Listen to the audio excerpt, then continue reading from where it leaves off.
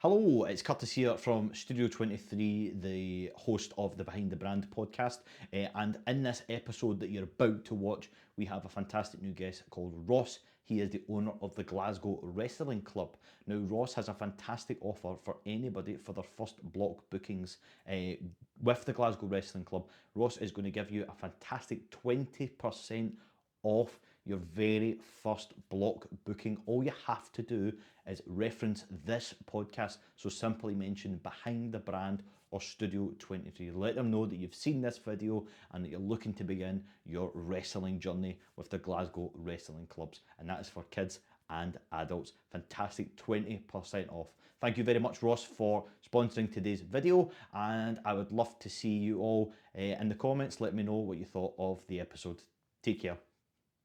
Welcome back, ladies and gents, to the Behind the Brand podcast. My name is Curtis and I am the host. And today we are joined by a brand new business in what I like to call the hot seat. We have Ross in today from the Glasgow Wrestling Club.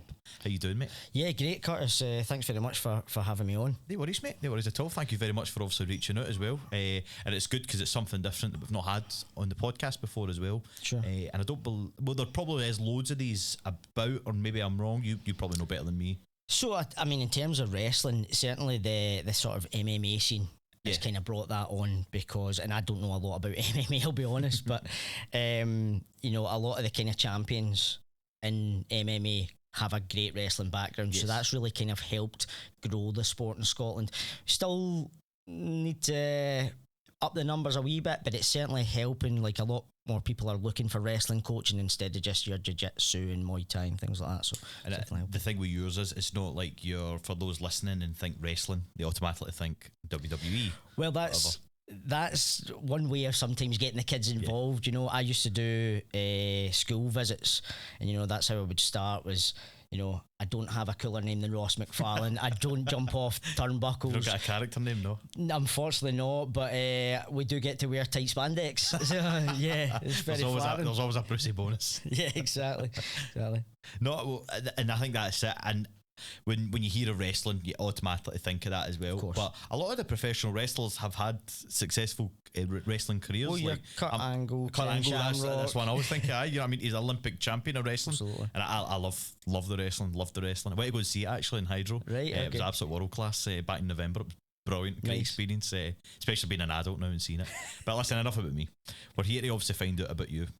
So if you could, what we usually do is we get people to just kind of introduce who they are, their business, all that kind of stuff. How you came to be obviously with the Glasgow Wrestling Club. Mm-hmm. So if you could just fire away, my friend, let people know. Sure. Well, I mean, how far back do you want to go? I mean, how I get started in wrestling? Well, it'd be nice to know actually how you get started, because you must have obviously a past experience of wrestling. You wouldn't just jump into a business. No. So I mean, I've been involved in wrestling for nearly 25 years now.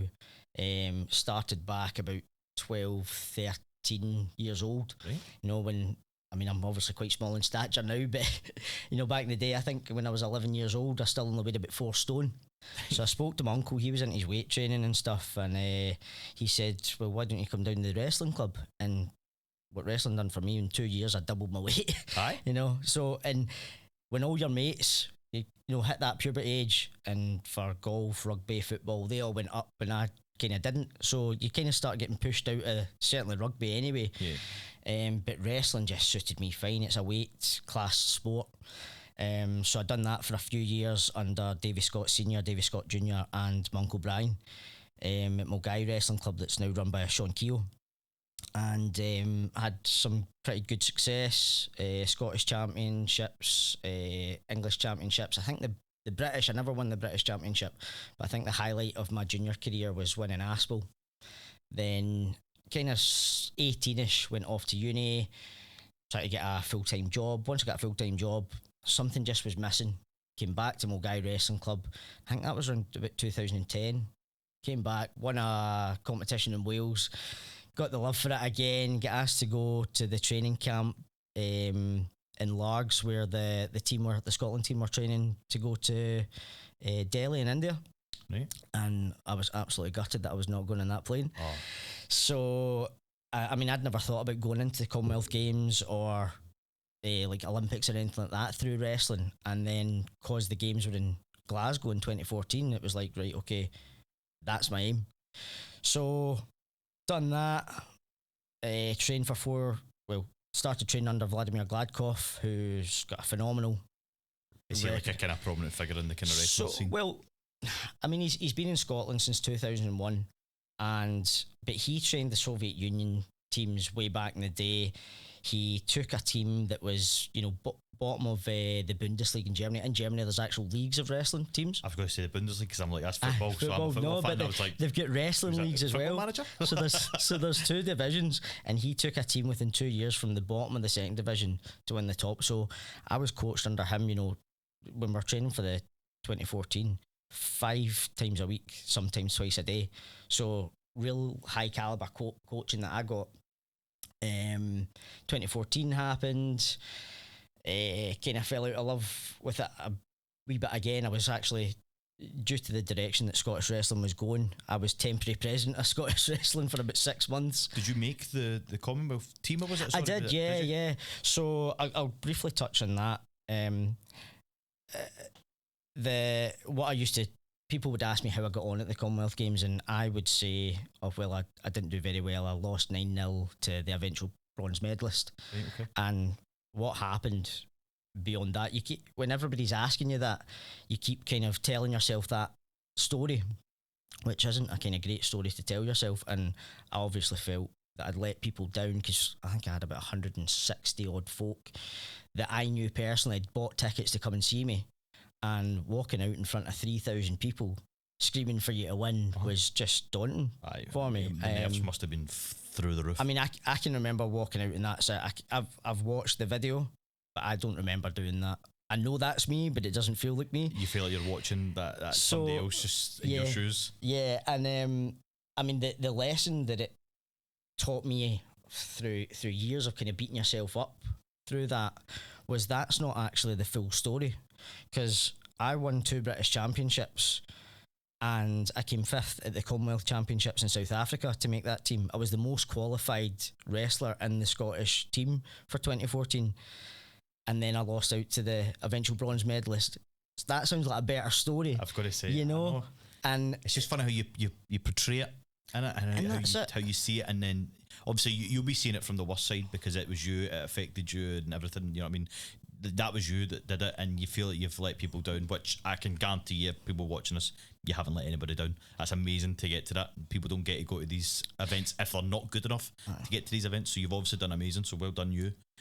But like that, I can see where you're coming from with what you're saying, but the thing is, you should be super proud of yourself for getting there. That's it. Like you're kind of a mini celebrity for those kind of there's people asking for selfies and autographs, and you're like, I need bother, but you're going to look at that tomorrow and go, who the hell is this guy? But it's just kind of part of that experience, But and that's like, my mates don't care, 10 years down the line, but for a good number of years you were beating yourself up for that. But again, because of you were telling a version of the story that was true, but it wasn't the whole truth, and as you say, it's funny how you tell yourself these things. So sorry to get back on track to what we're really talking about. No, listen, I was temporary president of Scottish Wrestling. We just wanted the Scottish Wrestling move in a certain direction. Tried to make the team that went to Australia in 2018. Didn't quite make that. And I had my son. I wasn't training the way that I was for 2014. Tried to make the team for Birmingham. In 2022. Didn't quite make that. I was just short. I think 7th in the list of the team of 6 that went, kind of thing. Just hadn't done well enough in the competitions, and it's as simple as that. So last year, the Glasgow Wrestling Club, it does juniors and seniors at the Palace of Art. I've been training in there for quite a while now, and I was asked to become basically the head coach of the junior team. And we were charging a $5, you could just turn up, and it was great, but you never knew how many kids you were getting. I was going to say, we'd have it was had all over the place. set in stone of the amount of kids and people that were coming Yeah. to it. You know, So- because you know what it's like. No, it's the case that you're like, I get to a certain point in the day when I'm like, okay, ball's going. Exactly, and if the weather's bad or the traffic's Yep. been bad, you're not really invested in it. So I kind of got guys together. I'd had this plan in my head probably since 2014 of what I wanted wrestling to become in terms of teaching kids, and that's where I came up with these characters for anybody who wants to see. And I can explain a wee bit more of that in a bit. But yeah, I wanted to give kids a bit more structure to wrestling, because it's not like, I compare it to, say you go swimming, you go to a swimming lesson and somebody will go, right, well, we're going to teach you front crawl, and they will go through the steps that get you to swim front crawl. Wrestling, and I'm sure there are other sports out there, it's not like that. There's so many things going on, and really what Vlad taught me is the attention to detail in wrestling. Something simple of where you're placing your hand, by an inch, can make a difference. So I wanted to start moving to a sort of 10-week block structure. And the other thing with that is, we said, well, if you don't value yourself, then other people won't value you. So it couldn't just be £5 a session. We are now £120 for a 10-week block. But with that, we need to provide value to not only the kids, but to the parents as well, because it is a lot of money. So the kids get a t-shirt, they get a character t-shirt, they get a free training diary, they get a pen, and in their training diaries, so I've got here, you open it up, and the kids haven't seen this, by the way, so this is an exclusive. They're going to see this week. So this is like a brand new one. This is, well, they've got their training diaries, but I only get these parts printed, so the kids have not seen these. No one else apart from the coaches have seen these, so you're getting an exclusive look here. I'm getting an exclusive. There you go. So I've came up with a bit of how to win a wrestling match, and there's... So is this like the instructions sort of idea? Almost just a kind of basic guide for like how to score, or what point scoring gets you, what the referee might say during a bout, and also, most importantly, what I might shout at you during the bout. Because what I was saying to the kids the other day, if I shout, we go to a competition, all of a sudden I'm shouting, "Watch your legs!" The kids going, "You've never said that in training to me." Like, what? So it's to get them into that kind of mindset. Also in here, we've got the code of conduct, which is obviously just the kind of rules for the club. Well, it's all about the discipline as well when it comes to this sort absolutely, of stuff. and it's just turning up in time. Making sure you've been to the toilet so you're not disrupting the set, just things like that. And that's the other part of this, which is, how can I become a good wrestler? And it is things like that. Don't miss training, using your training diary, asking plenty of questions, listening when the coach is talking. And my whole thing with the Glasgow Wrestling Club is that it's more than just wrestling. You'll see, I'll show you one of my business cards later.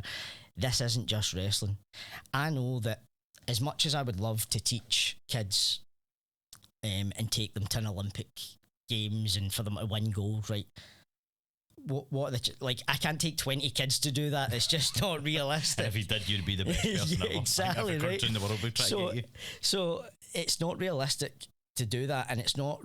There's some talented folk that I've got. I think from starting in January, we have 21 kids, and that's between the two age groups and some private lessons as well. And you need to try to cater to everybody. There are some talented kids in there that could go on, and if they stick at it and commit. Do you see a potential with some of them? Absolutely, but you don't know how that's going to, develop over time.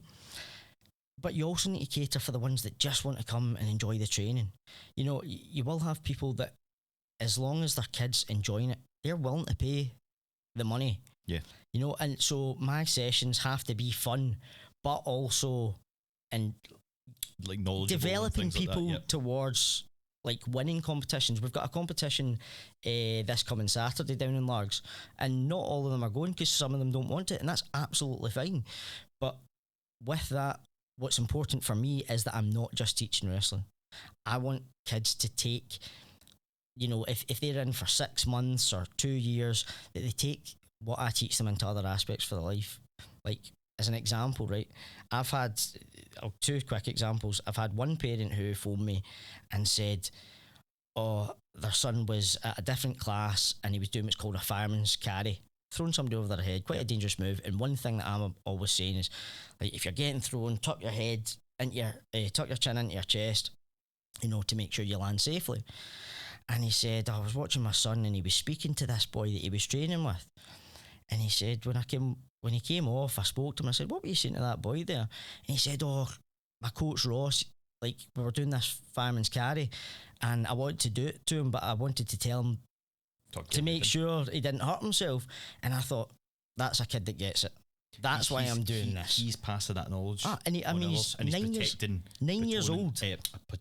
Opponents and partners. Absolutely. And then there was another parent that came and said, I think their son, or they wanted to get their son into karate because they done it, and just wasn't really interested. But since doing the wrestling, goes home and it's like, Dad, look, let me try these moves on you. And now they start like watching videos together and stuff.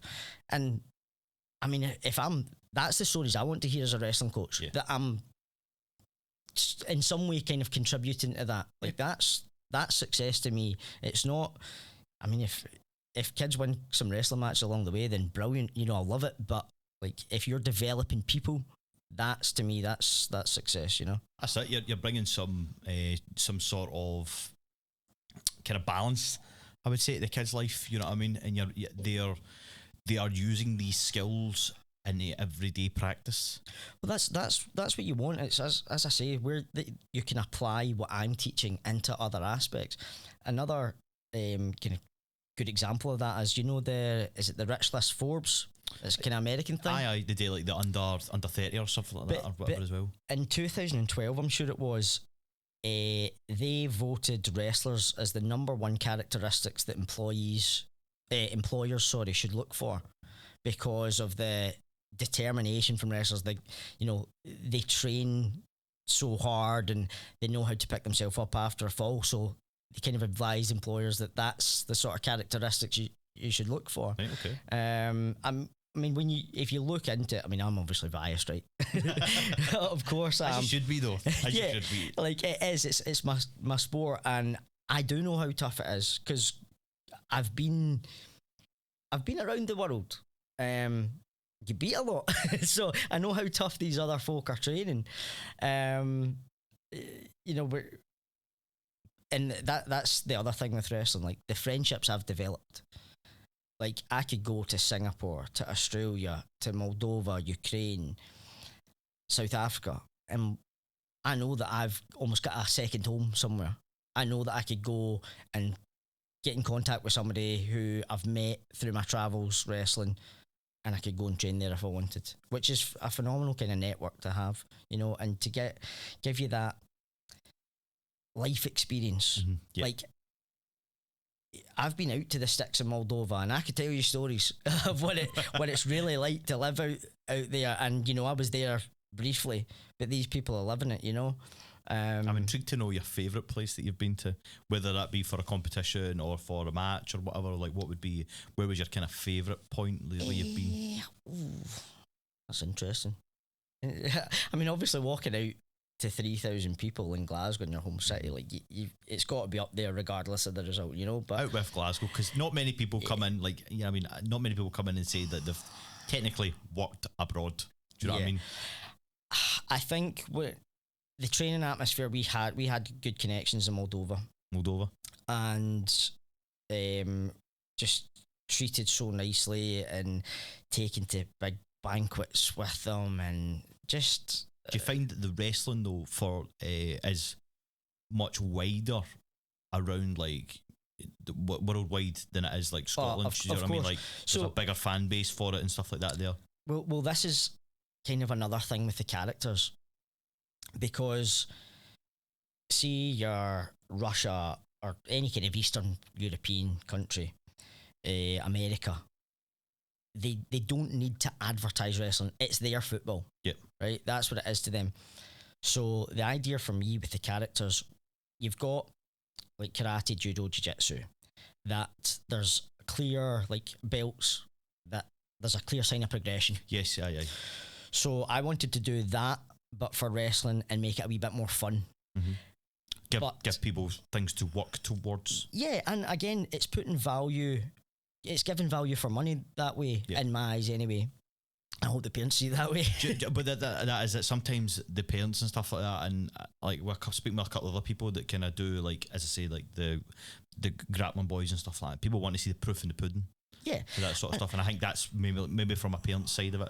The kid knows what they're getting because obviously they're getting experience, but as an adult that is paying the money and stuff like that, they obviously want to see a bit of proof, progress. That You're actually developing them. So the other thing with that, and I apologise to anybody who's like BJJ karate because I don't know enough about them, but like from what I remember from karate, however many moons ago that was, you know, you done a kata and then you get a belt and then you get tabs and that's you worked your way up. You can't really do that in wrestling. And I think jiu-jitsu, as far as I'm aware, it's quite subjective. Like your coach realises how far you've gotten. Yeah, that's right. Because I was speaking to, we've got a boy in here that uses it and he does jiu-jitsu, Right. and I think he's similar to what you've said there. I think it becomes when their coach or whatever it is decides that they are now ready for the next level. They'll be presented with, I think it's like whatever colour of belt it is, rather than doing like the karate sort of style. You've got to do the certain things to progress. You know what I mean? And that's great, and if it works for them, I just don't feel that would work in a wrestling, in the wrestling world, certainly not in Scotland. So I came up with these characters, again, that I've showed you, and again, another exclusive. This is what the kids are going to get this week, which is their attainment card. So on here, everybody starts as either a badger or a lioness. I'll kind of hold that up for all your viewers, and you basically need to work your way up. So you start, as I say, as a badger or a lioness. You then go to a Komodo dragon. You then become a silverback gorilla, and eventually the bear. This is more the kind of club logo with the two. I was wondering phoenixes. that. I was wondering if you got to that. Actually, I can see it in your t-shirt, but I was wondering if that was like part of the kind of characters. That's more so. The phoenix, to me, you know, it's the bird that rose from the ashes, and I do see that as very symbolic of my own story.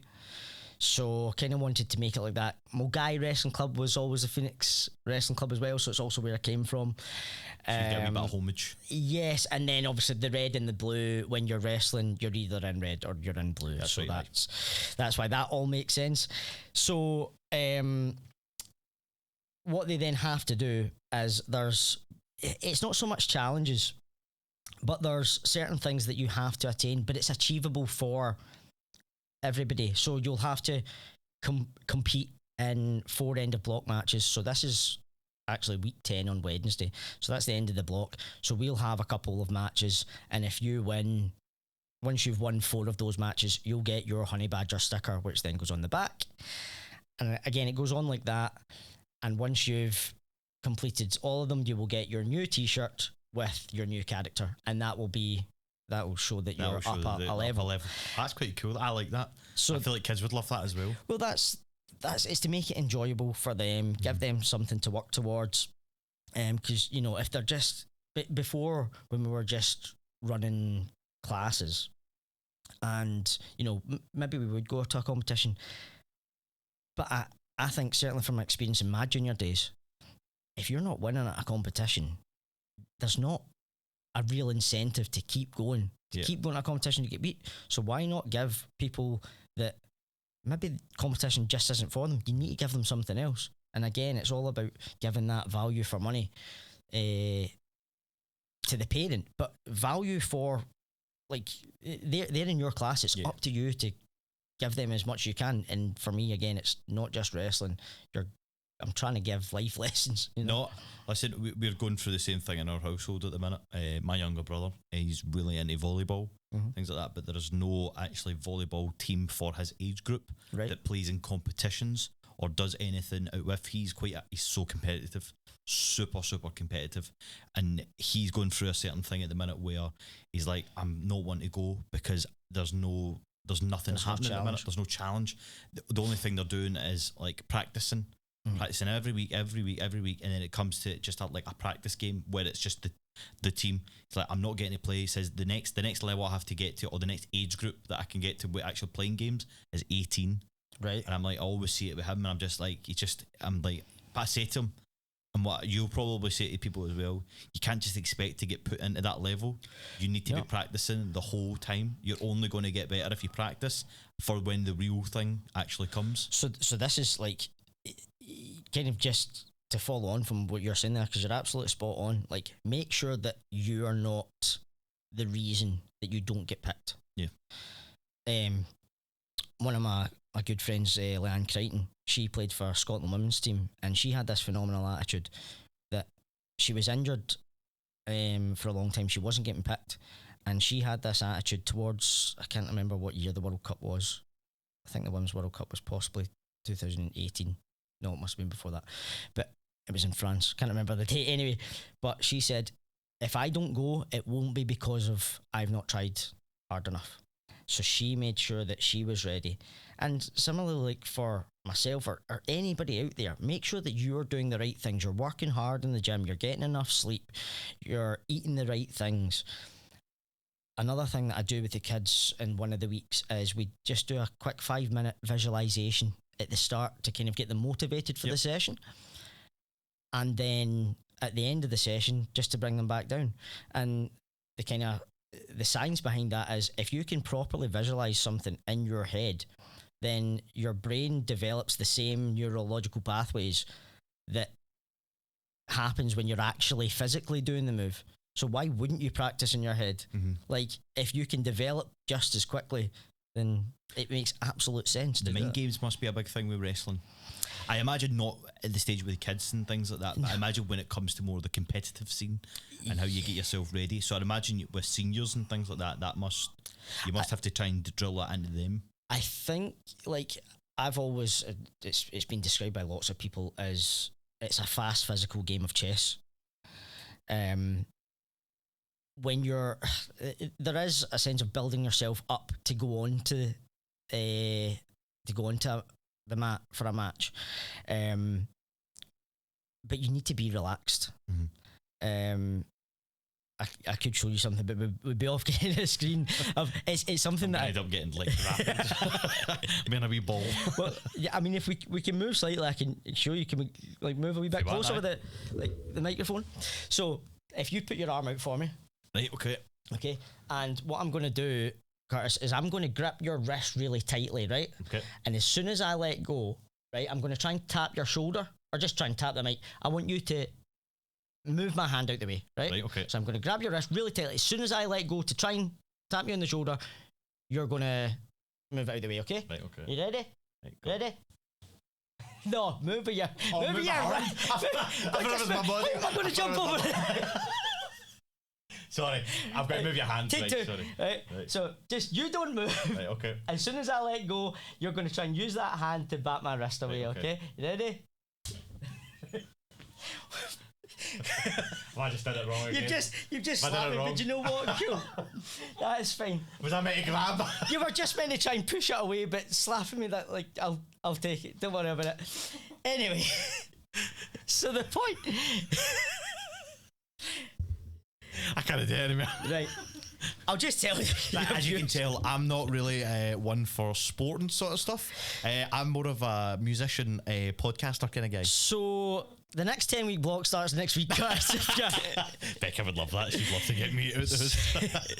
So what I was going to do there was grab your wrist really tightly, as if I'm really tense, really ready to rumble, right? And when I let go, the plan was that you would knock my wrist away. Right, okay. What I was then going to do was grab your wrist again, but really relaxed, and then move. And you were unlikely to be able to defend. Now, the reason for that is because... To be fair, you could have grabbed my wrist and I would have been unable to defend anyway. The reason for that is I'm in no less control whether I'm gripping you really tightly or I'm gripping relaxed. You might be able to move, but you're more likely to then give me an opportunity to attack. But if you think about it, if I'm grabbing you really tensely, you're going, he's going to move. And I'm firing all those nerves in your wrist going, he's got a grip on me here. So as soon as I let go, that sends a signal straight back to your brain to go, move. you know, and then so you will move. But if I'm relaxed, I'm not like making those nerves fire like constantly. Like I'm not putting you into shit, like, you know. Aye. So you need to be relaxed when you go into your match, and certainly that took me a good number of years to figure out. You must be impressed by my slapping. Oh well, I know, yeah. Get me on that UFC. I was thinking, show. yeah, I was thinking about that game. That's my ninja skills there. Can't believe that. Becca's mortified. But yeah, so you need to be relaxed. And in terms of if you ever watch, and by the way, like this is probably a terrible thing for me to say as a wrestling coach. I watch a lot more wrestling now as a coach than I ever did when I was an athlete. Like I enjoyed watching football on the telly, golf. I just, for some weird reason, much as I loved doing the sport, didn't really get like excited to watch the World Championships or that. And I mean, watching the athletes now, when you see big throws and stuff, it's phenomenally impressive. Yep. And these guys bending their legs up in the air like to get out a move, or doing backflips to get out a move. It's frightening. But I was never like that interested, because sometimes when you watch a wrestling match, you think you're just watching two guys kind of gripping each other static, but there is so much more going on there. They are trying to outmaneuver. It's a kind of technical sort of stuff, isn't it? Like slight, like fake you into doing something that, you know, will just slip the hand and then they'll arm drag you, or lifting your arms too high, they'll duck under double legs. You know, so there's so much going on that you don't really see when you're watching wrestling. There isn't slapping right enough, Curtis, but yeah, like you should definitely come along one time. I would like to see it. I'm more of a spectator than I'm a doer. I've always been like that my whole life. If I could have done one thing, I'd have loved to have played football, but right. I wasn't any good, unfortunately. Just how life works, all right? I'm better at other things than I'm that, but I do appreciate the technical side of wrestling. As I say, I grew up watching entertainment wrestling, but I always knew of the kind of wrestling backgrounds that most of these guys had, especially with Kurt Angle being a favourite when I was younger, you know what I mean? And I actually went back as I'm older and watched his run in the Olympics and stuff like that, and actually seen the career. It's so, like you say, it's like a game of chess, really. But these guys, like, you know, you kind of, you take a bit of a slagging sometimes when you tell folk you're wrestlers, and you kind of say, oh, it's not that type of wrestling, but these guys are athletes in their own right. Oh, aye. I mean, I was watching a podcast with Hulk Hogan, and it's like, nobody told me it was fake, the amount of injuries that man's got in his body. Do you know what I mean? So they are athletes in their own right. Like, there's a scripted outcome, but what these guys do, like, remember, like, Jeff Hardy jumping from like how high a ladder, like, it's like, that's just bonkers. You can't fake it either. No. You can't fake all that stuff. I mean, they do suffer real stuff, but I can appreciate that there is because obviously I feel like in America it's like that. It's very much like that's the fake wrestling and this is the real wrestling when it comes to it, and they call it, you know what I mean? It's over in the States, like, it's in their colleges, it's in their schools, isn't it? High schools and that. It's mental. You know, probably the most famous wrestler to come out of America was Dan Gable, and this guy was just frightening. And even like during the kind of, sure it was kind of during the Cold War, someone will probably need to fact check me on that, but like even went and wrestled in Russia and still got a standing ovation just because like of how good he was. No. You know, he was the only person to like beat one of the Russians over there, the rest of the team get beat, kind of thing. The other thing, just because you mentioned Kurt Angle, like, if you remember the size of that guy's neck, like, that's one of the things that we train like constantly, and that's one thing that you don't want to get, you know, your 4 and 5 year olds doing that, and that's why you're always getting them to duck and protect it. But one thing that certainly my uncle and in my junior years got me doing was training my neck.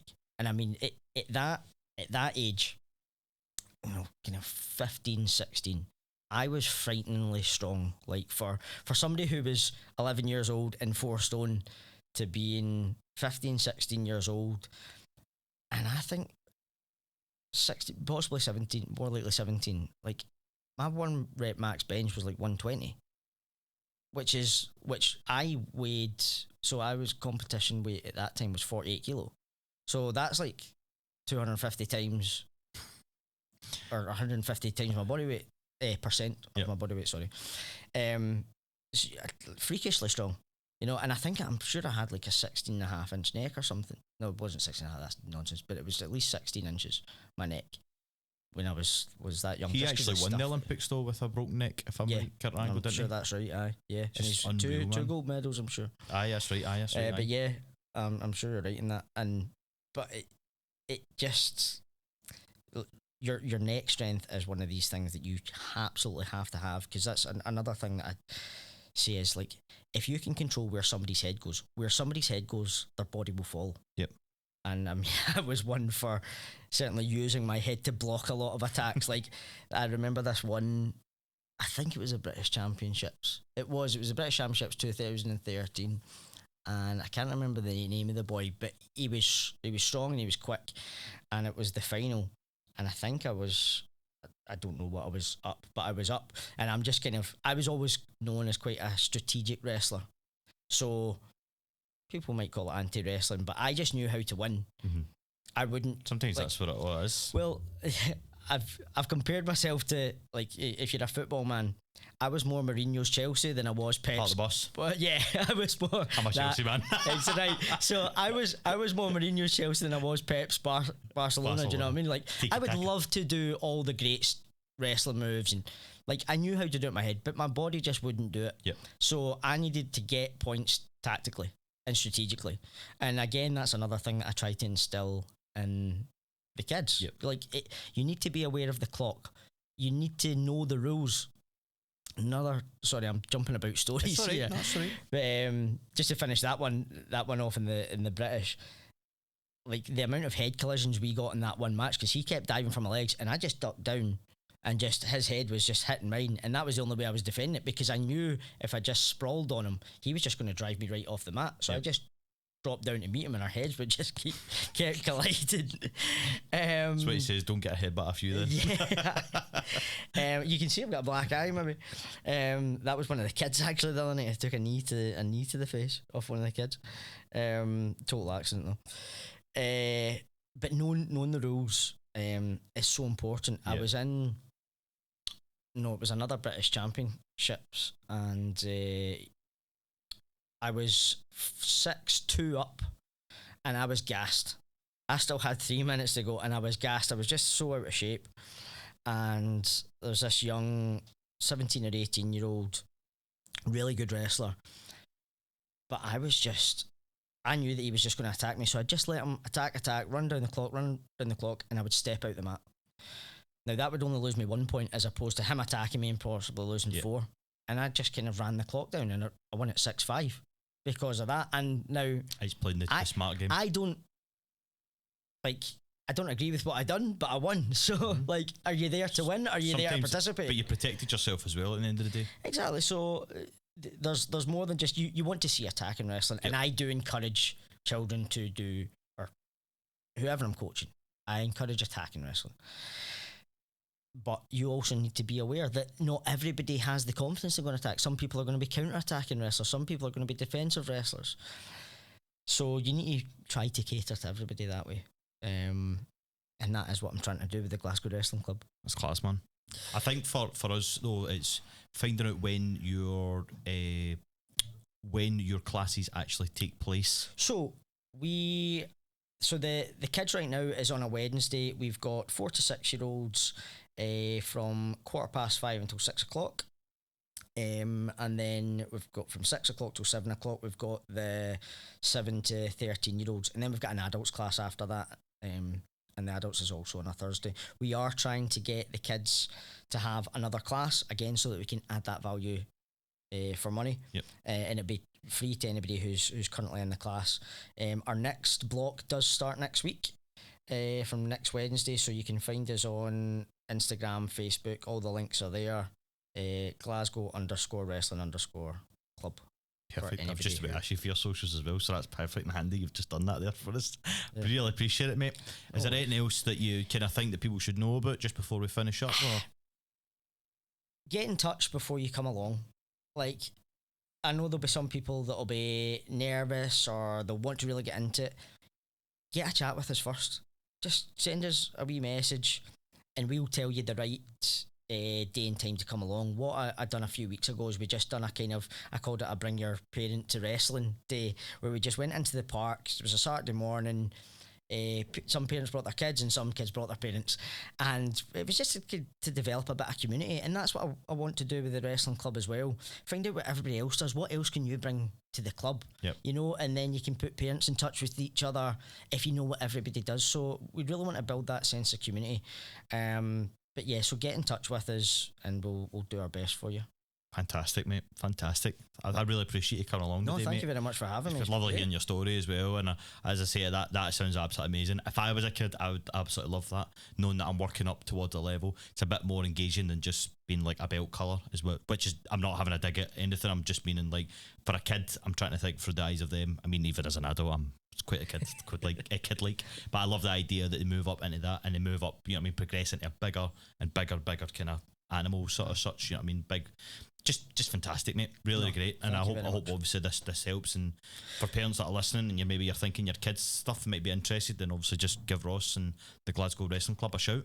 Please get in touch, because as it's and if you're even, we've got folk that are into their 40s, you know. So if you're never too late to try wrestling, come along, give it a go. And you know, if you don't like it, if it's not for you, not a problem. Like, hopefully I can give you something else. But again, Curtis, thank you very much for having me on, and I am sure this will help grow the club. No, Thanks. listen, mate, my pleasure. Thank you very much. And folks, if you're listening or watching on YouTube, listening on Spotify, then please feel free to drop us a wee subscribe.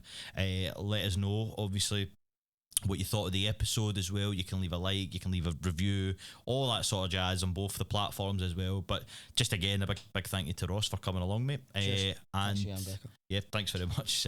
And shout out to Rebecca, because she always does a grand job. I always forget to say that. But listen, thanks very much, folks, and we'll see you in the next episode. Take care.